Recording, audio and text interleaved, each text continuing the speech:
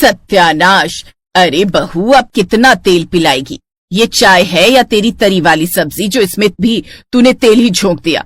अरे माँ जी, चाय में तेल डालने से ना बॉडी डिटॉक्स हो जाती है, ये सेहत के लिए अच्छा होता है। हे भगवान, ये तेल की फैक्ट्री बिल्कुल नहीं मानने वाली। मेरी मान, तू ये डिटॉक्स सब छोड़ और हमारे लिए शुद्ध चाय बना कर ले आ। मेरा क्या है, बना लाती हूँ। मैं तो आप लोगों की सेहत के लिए सोच रही थी। कुछ देर बाद वो सबके लिए बिना तेल की चाय लेकर आती है। फिर सबके लिए नाश्ते में तेल में डूबे हुए मूली के पराठे बनाकर ले आती है। अरे बाप रे, ये पराठे पर तेल लगाए या तेल में पराठे? इतना तेल कौन डालता है पराठे में? भाभी, आपकी माँ ने आपको इतना भी नहीं सिखाया क्या? इतना तेल पराठों में? ये भाभी तो हमारा वजन बढ़ाकर ही रहेंगी। अरे बहू, इतने तेल में तो पूरी कॉलोनी के पराठे बन जाते हैं, जितने में तूने सिर्फ हम 4 लोगों के लिए बना डाले। रूपाली, तुम्हारे हाथ के तेल का खाना खाकर तो ना हम सबका कोलेस्ट्रॉल खूब बढ़ जाएगा। कितनी बार कहा है बहू, तू सब्जी में इतना तेल मत डाला कर, यह हम सबकी सेहत के लिए हानिकारक है। अगर बहू को नहीं आता खाना बनाना तो तुम क्यों नहीं सिखा देती इसे? इतना तेल सब्जी में डालने से हम लोगों की सेहत को तो नुकसान ही है, साथ ही साथ हमारा राशन में खाना भी ज्यादा वेस्ट होगा। ठीक है, अब मैं भी उसके साथ रसोई में जाऊंगी। अगले दिन जब सुमित्रा रसोई में जाती है, तब तक उसकी बहू रूपाली कढ़ाई गैस पर चढ़ा चुकी थी। लेकिन कढ़ाई में इतना तेल देखकर तो उसके होश ही उड़ जाते हैं। हे राम, ये कढ़ाई भरकर तेल! अरे इसमें खाना बनाना है, नहाना नहीं है। क्या माँ जी, ये थोड़ा सा ही तो है, देखो। अरे पागल, इतने में तो पूरे मोहल्ले का खाना बन जाए जितना तूने अभी डाला है। इस गोभी को देख रही है कैसे हिचकोले मारते हुए इस तेल में मजे से डांस कर रही है? और आलू, ये तो ऐसे आराम से लेटा हुआ है जैसे इसे आयुर्वेदिक मसाज दी जा रही हो। मेरी माँ ने कहा था कि खाना ऐसा बनाना कि ससुराल वाले उंगलियां चाटते रह जाएं। अरे तो खाना अच्छा बनाने के लिए कहा था, ये थोड़ी ना कहा होगा कि सबको दिल का दौरा पड़ जाए ऐसा खाना बनाना। तभी उसका ससुर भी वहां आ जाता है। ये देखो, डॉक्टर के पास से होकर आ रहा हूँ। उसने कहा है कि तेल खाते हो या उसमें डूबकर नहाते हो। देखो, अब ये गोली उम्र भर खानी पड़ेगी। लो, हो गया सत्यानाश। हाँ माँ, इतना तेल खाकर तो मेरा भी वजन काफी बढ़ गया है। ऐसा ना हो कल कोई लड़का भी मुझे शादी के लिए पसंद ही ना करे। अरे तू इतना टहल टहल कर खाओगी तो वजन ही बढ़ेगा। सुबह उठने से लेकर रात को सोने तक बस चढ़ती रहती हो। चुप करो भाभी, ये सब आपके तेल के कारण हो रहा है। माँ, मैं तो कहती हूँ तुम ना भाभी से उनका फोन ले लो। पता है, ये हर वक्त तो उसमें गाने लगाकर सुनती रहती हैं, जिसके कारण बिना ध्यान दिए ढेर सारा तेल खाने में डाल देती होंगी। सही कहती है तू। ला बहू, तू अब से फोन देखते हुए खाना नहीं बनाएगी। अपना फोन मुझे दे। लेकिन माँ जी। कहा ना, ला फोन इधर दे।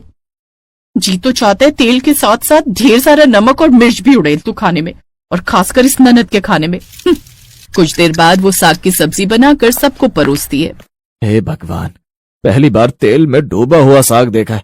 भाग्यवान तुम चाहती हो कि तुम्हारा सिंदूर कुछ दिन और बचा रहे, तो बहू को समझा लो वो खाने में तेल बिल्कुल न डाले। बेफालतू में 10 बातें सुनकर आया हूँ डॉक्टर से। उसको तो लगता है मैं किसी तेल की फैक्ट्री में काम करता हूँ। ना, मुझसे तो नहीं खाया जाएगा ये खाना। तू मेरे लिए खिचड़ी बना दे भाग्यवान। माँ जी, क्यों? मैं ही बनाकर ले आती हूँ ना पापा जी आपके लिए। रहने दे, नहीं तो तू उसको भी तेल में डूबी हुई खिचड़ी बनाकर ले आएगी। मैं ही बना देती हूँ। गुस्से में सास रसोई में जाती है और खाना बनाने लग जाती है। फिर वो सभी खिचड़ी खाते हैं। रूपाली वो साग बाहर कुत्तों को डाल देती है, लेकिन कुत्ते भी वो साग नहीं खाते। ये देख रूपाली, इंसानों के तो भाव बड़े ही हैं खाने को लेकर, लेकिन इन कुत्तों के भी बड़े हुए हैं। ऐसे कुछ दिन बीतते हैं, लेकिन रूपाली सब्जी में ज्यादा तेल डालने की आदत छोड़ ही नहीं पाती। फिर एक रोज, रूपाली, कल मेरे कुछ क्लाइंट्स आ रहे हैं डिनर पर। वो मुझे बहुत बड़ा ऑर्डर देने वाले हैं। अच्छा सा डिनर तैयार कर देना, लेकिन ध्यान रहे उसमें तेल भर भर कर मत डाल देना। अरे आप बेफिक्र रहो, मैं हिसाब से ही डालूंगी। पता है तुम्हारा हिसाब। माँ कल जब ये खाना बनाए तो आप भी इसके साथ रसोई में रहना। ठीक है बेटा, तू फिक्र मत कर, मैं देख लूंगी। अगली शाम जब वो डिनर की तैयारी करने लगी तो हाँ, बस बस बस बस, इतना ही तेल काफी है। अरे लगता है लघु शंका आई है। बहू मैं अभी आई। सास की रसोई से जाते ही रूपाली फिर अपनी हरकतों पर उतर आती है। तेल कुछ ज्यादा ही कम नहीं है? इतने से तेल में क्या ही मजा आएगा, और डाल देती हूँ। अब रूपाली फिर से ज्यादा तेल हर सब्जी में डाल देती है। फिर शाम को जब मेहमान आते हैं, अरे अंकुर, सब्जी कहाँ है? ये क्या? ये तो नहीं सब्जी। ये सब्जी नहीं बल्कि सब्जी का सागर है। मुझे तो लगता है तुम्हारी तेल की फैक्ट्री भी है। ना, मैं इतना तेल वाला खाना नहीं खा सकता। मैं बाहर ही डिनर कर लूंगा। अरे नहीं सर, मैं अभी आपके लिए बाहर से ऑर्डर कर देता हूँ। तो रूपाली पर बड़ा गुस्सा आता है और अब वो रूपाली को सबक सिखाने की ठान लेते हैं। फिर अगले दिन मेरे सीने में बहुत तेज दर्द हो रहा है। आह! ये कहते ही अंकुर जमीन पर गिर जाता है। क्या हुआ जी, क्या हुआ आपको? हे राम, इस बहू ने मेरे बेटे की जान ले ली। तेल पिला पिला कर बेचारे को हार्ट अटैक आ गया। मेरा बेटा हमें छोड़कर चला गया। नहीं माँ जी, ऐसा मत कहिए माँ जी, इन्हें कुछ नहीं हुआ है। अंकुर का दोस्त डॉक्टर नीरज वहां आता है। ओह नो, ज्यादा तेल खाने के कारण इनके दिल पर जोर पड़ा है, इसीलिए अब ये नहीं रहा। ये सुनकर रूपाली जोर जोर से रोने लगती है। अंकुर, मुझे माफ कर दो, प्लीज वापस आ जाओ। मैं अपनी सादत को हमेशा के लिए बदल दूंगी। आज के बाद कभी तेल नहीं डालूंगी, आपकी कसम। पक्का ना? अंकुर, आप ठीक है? हाँ अभी तो ठीक है, लेकिन अगर भाभी आपने सब्जियों में ज्यादा तेल डालना नहीं छोड़ा तो ऐसा ना हो कि एक दिन आपको ये दिन भी देखना पड़े। नहीं नहीं, मैं वादा करती हूँ आज के बाद मैं सब्जियों में कभी ज्यादा तेल नहीं डालूंगी। यहाँ तक कि अब तो भटूरे और पूड़ी भी पानी में ही तलूंगी। ये सुनकर सभी जोर जोर से हंसने लगते हैं। उस दिन के बाद रूपाली ने अपनी सादत को हमेशा के लिए बदल दिया और अब वो सब्जियों में बड़ा ही सोच समझकर तेल डालती।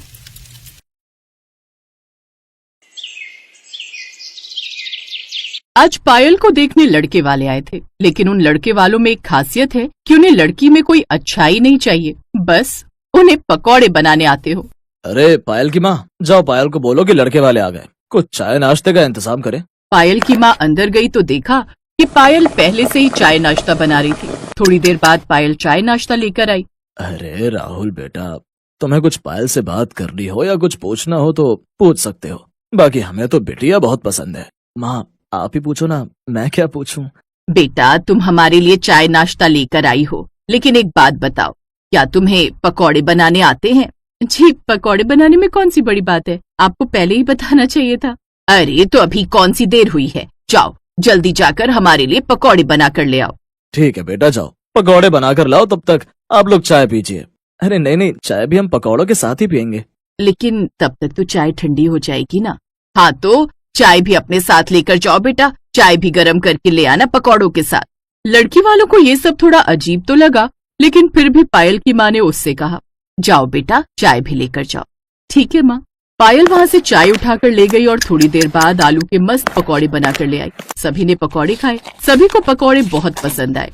क्या बात है बेटा, तुम्हारे हाथों में तो जादू है, पकौड़े तो बहुत अच्छे बना लेती हो तुम। हमारा परिवार बहुत बड़ा है, हम सभी को पकौड़े खाने का बहुत शौक है। इसके अलावा कोई हमारा बड़ा शौक नहीं है। अगर आप लोगों को ठीक लगे तो रिश्ता पक्का समझे। हाँ, हमारी तरफ से भी ये रिश्ता पक्का ही समझिए। आप लोगों की इतनी बड़ी कोई मांग भी नहीं है, सिर्फ पकौड़े बनाने आते हो, वो तो हमारी बेटी को आते ही हैं। क्यों बेटा पायल? जी पिताजी। तो इस तरह राहुल की शादी पायल के साथ हो गई। ससुराल में उसकी 2 जेठानियां, 2 जेठ, एक ननद, सास ससुर और राहुल को मिलाकर बहुत बड़ा परिवार था। आज पायल की घर में पहली रसोई थी। बेटा, आज रात तुम्हारी इस घर में पहली रसोई है, हम सबके लिए खाना बना दो। लेकिन सासू माँ, खाने में क्या बनाना है? तभी वहाँ पर पायल की दोनों जेठानियां रानी और मोहिनी आ गई। सासू माँ, आपने देवरानी जी को बताया नहीं क्या? देवरानी जी, तुम मेरे लिए प्याज के पकौड़े बना दो और कुछ नहीं। और देवरानी जी, मेरे लिए बैंगन के पकौड़े बना देना, जिन्हें खाकर मजा आ जाए। बेटा मेरे लिए पालक के पकौड़े बना देना। बहू, मेरे लिए मूली के पकौड़े बना देना, सारा सामान तुझे किचन में ही मिल जाएगा। और हम तीनों भाइयों के लिए जो तेरा मन करे उस चीज के पकौड़े बना देना। हम लोगों की कोई डिमांड नहीं है, हाँ बस पकौड़े होने चाहिए और वो भी स्वादिष्ट। लेकिन भाभी, मेरी तो एक डिमांड बहुत बड़ी रहती है। आपको अपनी छोटी सी प्यारी सी ननद की डिमांड माननी ही पड़ेगी। मेरे लिए आप पनीर के पकौड़े बना देना। लगता है इन लोगों ने कभी जिंदगी में पकौड़े ही नहीं खाए। क्या सोच रही है बहू, तुझे कोई दिक्कत है क्या? नहीं नहीं सासू माँ, कोई दिक्कत नहीं है। मैं बस पूछना चाहती हूँ कि आप लोग चटनी कौन सी लेंगे पकौड़ी के साथ? नहीं नहीं बहू, कोई चटनी वटनी नहीं चाहिए। ठीक है सासू माँ, अभी बनाती हूँ। पायल किचन में गई और पकौड़े बनाने लगी। पहले तो उसे लगा कि पकौड़े जल्दी से बन जाएंगे, लेकिन उसे अलग अलग प्रकार के पकौड़े बनाने थे, इसलिए उसे बहुत टाइम लग गया। किसी को पनीर के पकौड़े खाने थे, तो किसी को पालक के, तो किसी को बैंगन के। इस वजह से उसे तैयारी करने में ही 1 घंटा लग गया। फिर उसके बाद उसने पकौड़े बनाना शुरू किया। अरे बाप रे, इस पकौड़े वाले परिवार ने तो मुझे परेशान करके रख दिया। खैर कोई बात नहीं, आज पहली रसोई है, इसलिए इन लोगों को पकौड़े खाने होंगे। कल से तो खाना ही बनाना होगा। पकौड़े बनाने से आसान तो खाना बनाना ही है मेरे लिए। पायल ने सबकी पसंद के पकौड़े बनाए और सभी को सर्व कर दिए। सभी को पकौड़ों का स्वाद बहुत अच्छा लगा। क्या बात है पायल, तुझे तो पकौड़े बहुत अच्छे बनाने आते। इतने अच्छे अच्छे पकौड़े हम लोग भी नहीं बना पाते। हाँ पायल, बहुत अच्छे पकौड़े बनाए हैं तुमने। अरे देवर जी, हमने जब एक बार तारीफ कर दी तो तुझे तारीफ करने की क्या जरूरत है। आज तेरी सुहाग रात है ना, वहाँ जितनी मन करे उतनी तारीफ कर लेना अपनी बीवी की। सभी लोग जोर जोर से हंसने लगे। पहली रसोई की रस्म खत्म हो गई। आज पायल की पहली सुहाग रात थी और दोनों लोग अपने कमरे में बैठकर एक दूसरे से प्यार भरी बातें कर रहे थे। आप लोग तो सिर्फ पकौड़े खाकर ही सोने जा रहे हैं, खाना वाना नहीं खाएंगे क्या आप लोग? खाना खाने की क्या जरूरत है पायल, अभी जो हमने खाया वो खाना ही तो था। चलो ये सब छोड़ो, आज हमारी सुहागरात है, प्यार भरी बातें करते हैं। तभी राहुल ने एक जोरदार डकार मारी। बाप रे, इतनी लंबी डकार, लगता है आपने कुछ ज्यादा ही पकौड़े खा लिए हैं। हाँ पायल, इतने स्वादिष्ट पकौड़े मैं आज तक नहीं खा पाया, इसीलिए ज्यादा खा गया शायद। थोड़ी सी वॉक करके आता हूँ, लगता है पेट में गैस बन गई है। राहुल घर के बाहर वॉक करने चला गया। किसी तरह वो रात बीती और सुबह हो गई। सुबह सुबह पायल सभी के लिए चाय बनाकर लाई। सासू माँ, आपने पायल को बताया नहीं कि सुबह सुबह हम लोग अकेले चाय नहीं पीते, चाय के साथ पकौड़े भी तो चाहिए होते हैं। अरे बहू, वो अभी अभी नई बहू बनकर आई है, धीरे धीरे उसे हमारे घर के नियम और कानून पता चल जाएंगे। बहू, सिर्फ चाय में मजा नहीं आएगा, तेरे हाथ के पकौड़े मिल जाते तो मजा आ जाता। हाँ भाभी, पकौड़े बना दो, अगर आप चाहो तो मैं भी आपकी मदद कर देती हूँ। पायल ने फिर से सभी की पसंद के अलग अलग पकौड़े बनाए। तब जाकर उन्होंने चाय और पकौड़े एक साथ खाए।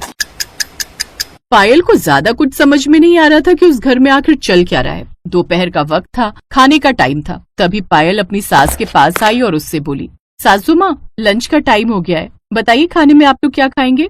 बहू, शायद अभी तक तुझे कुछ समझ में नहीं आया। बहू, हम लोग सुबह नाश्ते में भी पकौड़े ही खाते हैं, दोपहर के खाने में भी पकौड़े ही खाते हैं और रात में भी हम लोग पकौड़े ही खाते हैं। पकौड़े के अलावा हमें कुछ खाना पसंद नहीं।